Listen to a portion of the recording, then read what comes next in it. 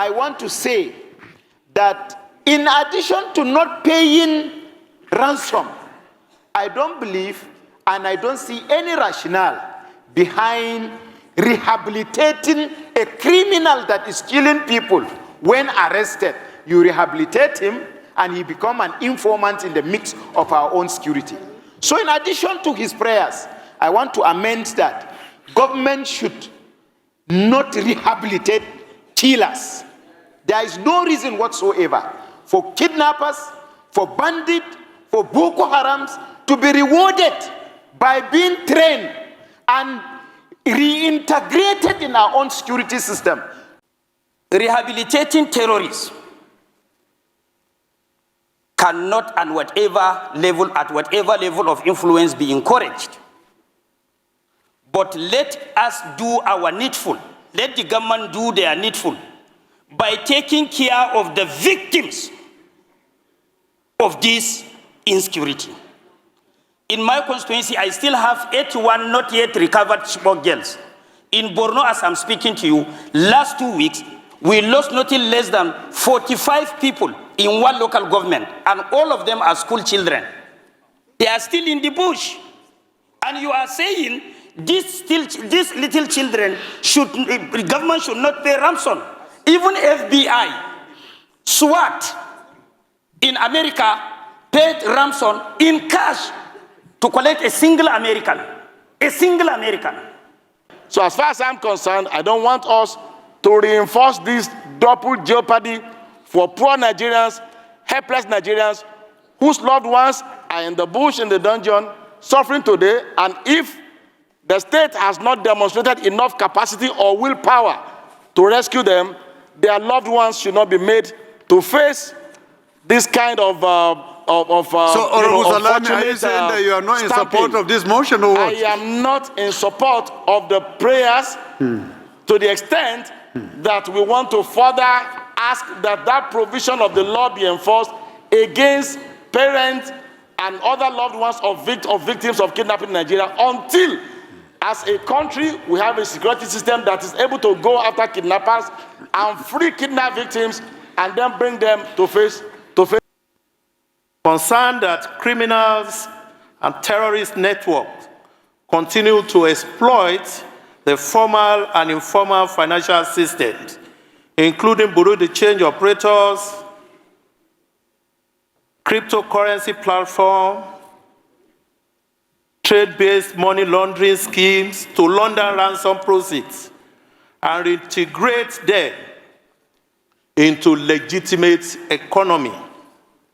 Worried that the weakness in the financial intelligence coordination and anti-money laundering enforcement expose Nigeria to increased security threats and undermine public confidence. We'll take you to Lagos to pay homage if you behave well. Thank you, Your Excellency, Mr. Speaker. I've always been a very loyal disciple of the incoming KBC, and I pray that God Almighty will stamp the process so that we can go and be paying obeisance to him in the palace very soon. Your Excellency, Mr. Speaker, my name is Bamidele Salam, elected by the people of Ede North, Ede South, Egbedo Ejigbo Federal Constituency of Osun State. And I rise this afternoon, Mr. Speaker, to first appreciate the intentions behind this very important motion, which is to cut the source of supply to kidnappers through ransom payment, because like the mover of the motion said, it's so unfortunate that in Africa today, Nigeria has become the largest payer of ransom to kidnappers in Africa, if not anywhere in the world. Very unfortunate, very sad. And like he has said, Mr. Speaker, the Terrorism Prevention and Prohibition Act 2022 actually criminalizes payment of ransom in case of kidnapped victims. Unfortunately, Mr. Speaker, it is one thing to make a law, it's another thing for the law to have the desired effect. Just like many other laws we make in this country, this particular law has not had the desired effect. And why hasn't it had the desired effect? It is simply because the state which has the responsibility to prevent and apprehend criminals and bring them to justice, has substantially failed in doing so. And most of the victims of kidnapping have been left at the mercy of the kidnappers. Mr. Speaker, a few days ago, some persons who were kidnapped in Ekiti State were freed after 67 days in captivity. I saw the video and I wept. Some of them have been famished. They could not stand up, they could not walk. And when they interviewed them, they said that they were freed after the payment of 25.5 million naira in ransom, about 50 bags of rice as part of the ransom, some motorcycles, some recharge cards, and some other items which the kidnappers demanded and got from them. When the state is not able to protect citizens, it becomes double jeopardy for them if we make a law or a regulation that prevents them from using other means to get their loved ones freed from captivity. A man whose lovely daughter, a man whose wife or a woman whose husband is in captivity will do anything, including payment of ransom if he can, when he is almost sure that the state does not have the ability to rescue the victim. And so I want to say that in passing this motion, we should be very, very careful not to further hurt the feelings of thousands of Nigerians whose loved ones are currently in captivity and who have no hope in the state being able to rescue them. And I want to say on the final note, Mr. Speaker, that even the state, even the government, is on record to have paid ransom in some instances to get some persons out of captivity to escape embarrassment as a result of the attention some of these incidents was attracting to Nigeria. So as far as I'm concerned, I don't want us to reinforce this double jeopardy for poor Nigerians, helpless Nigerians, whose loved ones are in the bush, in the dungeon, suffering today. And if the state has not demonstrated enough capacity or willpower to rescue them, their loved ones should not be made to face this kind of so, Honorable Salami, are you saying that you are not in support of this motion or what? I am not in support of the prayers to the extent that we want to further ask that that provision of the law be enforced against parents and other loved ones of victims of kidnapping in Nigeria until, as a country, we have a security system that is able to go after kidnappers and free kidnapped victims and then bring them to face the law. I pray none of us is in that kind of situation. I have a very close person who has been in that situation for 15 days in Okene, Kogi State here. So you are saying, Honorable Salami, that for the time being, until such time, payment of ransom should continue until government is willing and able, sir. You are encouraging that payment of ransom should continue, Mr. Speaker, sir, until we get it right. Mr. Speaker, sir, there are many things the citizens deserve in Nigeria that government is not able to provide for them, and they go to find alternate means of providing for themselves, including electricity, including water, and then including security. From you, Honorable Salami, so much, Mr. Speaker, for your contribution. I remain very loyal, sir. You are welcome. Thank you. Thank you. Honorable Gadi. Thank you, Mr. Speaker. Yusuf Gagdi, representing Panshinkanke Kanam Federal Constituency of Plateau State. Let me be clear, Mr. Speaker. I am in total support of this bill, of this motion from A to Z, and these are my reasons. Mr. Speaker, even in a classroom, when a student passes exams, you reward him, you expect him, you are a teacher. It serves as a motivation for him to do better tomorrow. Payment of ransom is an encouragement for bandits to continue to brutalize Nigerians the way they want. Mr. Speaker, nobody is happy about the security situation in Nigeria. Nobody does not know. Everyone, most Nigerians are aware of the historical antecedent of bandit in Nigeria, of attack, of kidnapping. And by so doing, Mr. Speaker, is a long-time transition that takes us to where we are today. In as much as it is good to encourage government and appreciate government where need be, to take measures that will curtail issues of insecurity, it does not stop us from taking decision, providing legal framework, providing resolution that will equally help government in, if properly enforced, it will curtail the act of kidnapping and banditry. When you don't pay ransom, and tomorrow you don't pay ransom, believe you me, Mr. Speaker, it will demoralize the bandit from doing what they are doing. So I want to come up with 2 amendments. Having accepted all the prayer, Mr. Speaker, yes, I want to say that in addition to not paying ransom, I don't believe and I don't see any rationale behind rehabilitating a criminal that is killing people. When arrested, you rehabilitate him and he becomes an informant in the mix of our own security. So in addition to his prayers, I want to amend that government should not rehabilitate killers. There is no reason whatsoever for kidnappers, for bandits, for Boko Harams to be rewarded by being trained and reintegrated in our own security system. Today you see ambush of our own.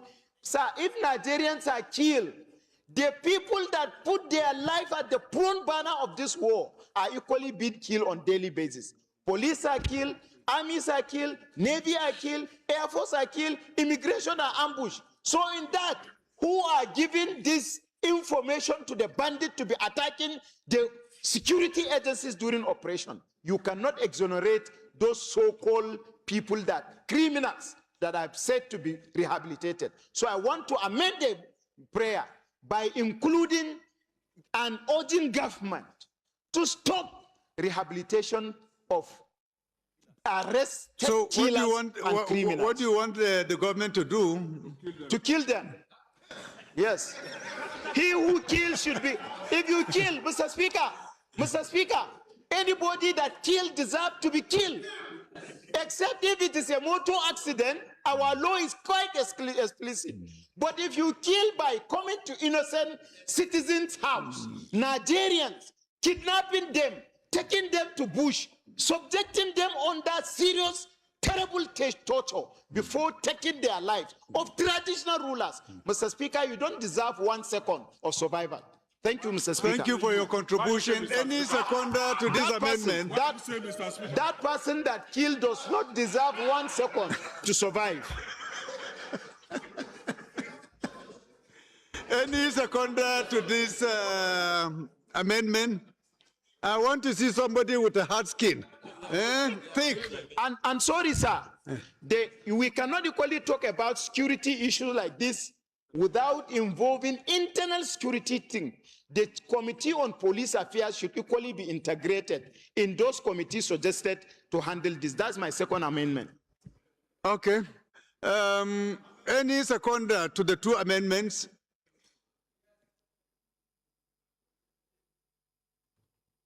My dear brother, our elder. Thank you, Mr. Speaker. My name still remains Femi Bamishile, PhD, representing the very fabulous people of Emure, Gbonyi, and Ekiti East local government from that citadel of learning, Ekiti State. I hereby today, even before seconding, I listened. So, Robu Bamishile. Yes, sir. You want eye for an eye? Yes. Is that what you are saying? Yes. Yes. Good. I really want an eye for an eye. Good. I've listened attentively to our brother this afternoon, and he's made a very brilliant submission. Thank you. Without wasting too much of our time, I want to second his motion as well enumerated for the House, and his amendment to the entire motion. It's an eye for an eye. Nigeria has seen enough, and we need to move forward. Thank you, Mr. Speaker. Those in support of this amendment say aye. Those against say nay. The ayes have it. Honorable Jaha, please make it brief. We have so many things to do. Thank you, Mr. Speaker. I'm a Jahababa, Chibok Dambo goes a federal constituency. Mr. Speaker, I may differ from the content of the motion as well as the contribution of the following speakers. Mr. Speaker, you can only appreciate peace if you lost one. And you can equally appreciate freedom if you lost one. For those of us that are from security-ravaged areas that have been facing this insecurity in this country for almost 2 decades today, we know what parents, relatives, well-wishers faces when their loved ones are in captivity. All the people that spoke about this ransom, I doubt very much if a member of their family happened to be a victim of kidnapping or in the hands of Boko Haram and other non-state actors. Just last month,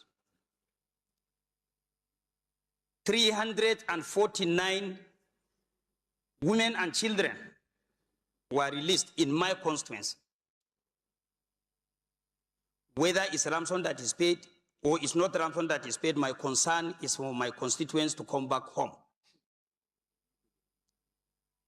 The issue of saying Nigeria spent more than 2.3 million naira, you have to look at the population of Nigeria in Africa and the size of Nigeria in Africa. Nigeria alone is more than 20 countries in Africa. Nigeria alone. So if Nigeria spent 2.1 trillion, I want you to do the arithmetic and compare to how much was spent in other African countries before you compare that of Nigeria. We should understand our position in the Committee of Africans. Another thing, rehabilitating terrorists cannot at whatever level of influence be encouraged. But let us do our needful. Let the government do their needful by taking care of the victims of this insecurity. In my constituency, I still have 81 not yet recovered Chibok girls. In Borno, as I'm speaking to you, last 2 weeks, we lost nothing less than 45 people in one local government, and all of them are school children. They are still in the bush. And you are saying these little children the government should not pay ransom. Even FBI, SWAT in America paid ransom in cash to collect a single American. A single American. Life is life, whether it's an American or a Nigerian. So I cannot sit down here while I have more than 1,000 children and women in captivity. And you are saying government should not do, government must do everything within her limit. Relatives, parents must do everything within their limit to make sure that they recover their own children. It's very, very important. Another thing, let me conclude. On the issue of the motion or amendment of my younger brother, Yusuf Gadi. Is he a senior brother or he's junior? My younger brother. It's Maki that is my senior brother. Oh, so yes. Maki is senior to Yusuf Gadi. He's even senior to me. I'm senior to Yusuf Gadi. So he's your big brother. Sir, Yes. he was an ordinary member. I was a deputy speaker in the State Assembly. But he's still my younger brother. So what I'm trying to say in a nutshell, in conclusion, government should focus more through the corridor to take care of the victims of the insurgents and attacked. Because if you kill my father, you kill my mother in my presence, there is no way I can go to school the following day because morally I am demoralized, financially I have nobody to take care of me. So government should do something first so that people can appreciate if you are trying to rehabilitate criminals, leveraging on United Nations Convention, human rights, and so on and so forth. So what I'm trying to say in a nutshell, for me, everything should be done in as much as those in captivity can gain their freedom. This is my position. because I know how I feel.